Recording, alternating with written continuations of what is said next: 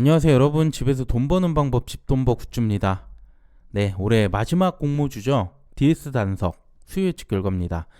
오늘 블루엠텍도 따따블 근처까지 갔는데요. 이제 상장했다 하면 따따블 기대가 될 정도로 그 어느 때보다 엄청난 수급 보여주고 있습니다. 과연 DS 단석도 가능할지 수요 예측 결과 바로 정리해 보고요. 한 주 받기 위한 증거금 얼마가 될지 청약 전에 최종 정리해 볼게요. 구독과 좋아요, 알림 설정은 저에게 큰 힘이 됩니다.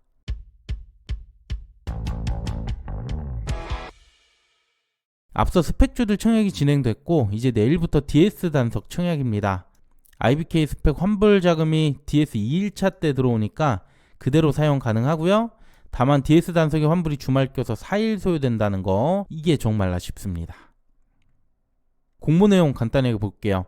DS 단석은 리사이클 전문 기업인데요. 바이오 디젤과 폐배터리 등이 있습니다. 그중 폐배터리는 이전 성일하이텍과 세비캠도 있었죠? 좋은 평가를 받았던 곳들인 만큼 DS 단석도 기대가 됩니다. 그 외 공모 주식수는 총 122만 주, 구주 매출이 34% 정도 되고요. 일반 청약자에게 25% 배정합니다. 모집 금액은 일반 청약자 305억이고요. 시총은 5,861억, 중형급 공모주죠. 주관사는 KB와 NH투자 두 곳이고요. 공모가는 상단을 초과한 10만원으로 확정됐습니다. 단가가 매우 높죠.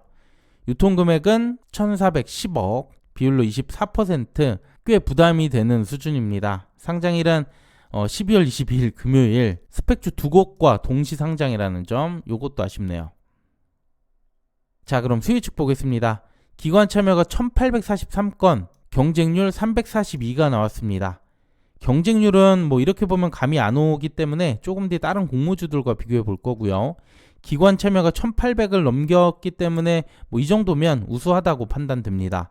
그리고 가격은 밴드 상단이 89,000원이죠. 근데 1%로 거의 없고요. 나머지 모두 10만원 이상에 몰렸습니다. 10만원 초과도 65%가 많긴 하지만 가격은 무리하지 않고 10만원으로 확정이 됐는데 그래도 주당 단가가 높아서 약간 부담은 되네요. 또 확약은 8.6%, 보통 수준이에요. 최근 상장 사례와 비교해보면 확실히 유통금액이 꽤 있는 공모주로 보입니다. 그중 LS 머티리얼즈와 유사한데 수요 예측을 보면 LS보다 약간 낮게 보이죠. 그래도 DS 단석의 모집 규모가 좀 더 크기 때문에 경쟁률은 얼추 비슷하다고 생각이 들고요. 그러면 LS 머티리얼즈와 유사한 결과 기대해 볼 수 있겠죠? 그런데 그 외 다른 조건들까지 보면 우려되는 점도 있습니다. 우선 공모가가 10만원, 단가가 계속 높다고 말씀드리죠. LS의 경우 6,000원이라서 비교적 싸다고 생각할 수가 있었거든요. DS는 상장일 최대 40만원까지 갈 수 있긴 한데 체감상 단타 투자자들이 부담이 될 수 있다는 점, 이건 참고해 주셔야 될 것 같고, 그리고 동시 상장도 허들이 됩니다. LS는 단독이었죠. 스펙주들이긴 하지만 그래도 세 곳이라는 거 부담이 될 수 있고요. 최근에 수급이 정말 미쳐버릴 정도로 좋긴 하지만 그래도 기대 수익률을 조금 낮출 필요는 있습니다. 자, 그럼 마감 경쟁률 예상해 볼게요. 역시 LS와 비교해봤는데요. LS는 주관사가 5곳, DS는 2곳이죠. 그래서 계좌가 비교적 적을 수는 있는데 그래도 메인급 증권사라서 많이 낮지는 않을 것 같습니다. 청약 한도는 얼추 비슷하게 보이고요. 대신에 DS 단석은 환불이 4일로 LS보다 길다는 점까지 고려할 필요 있습니다. 그래서 마감 계좌 60만 건 예상했고요. 증거금은 최근에 청약 참여가 많이 늘고 있어서 우선 범위로 잡아봤습니다. 앞서 말씀드린 대로 하면 LS보다 낮아야 하는데 따따블이 계속 나오고 있기 때문에 변수도 있을 것 같아요. 그래서 증거금은 10에서 15조로 잡았습니다. 그러면 우선 균등은 25% 확률 추첨이 됩니다.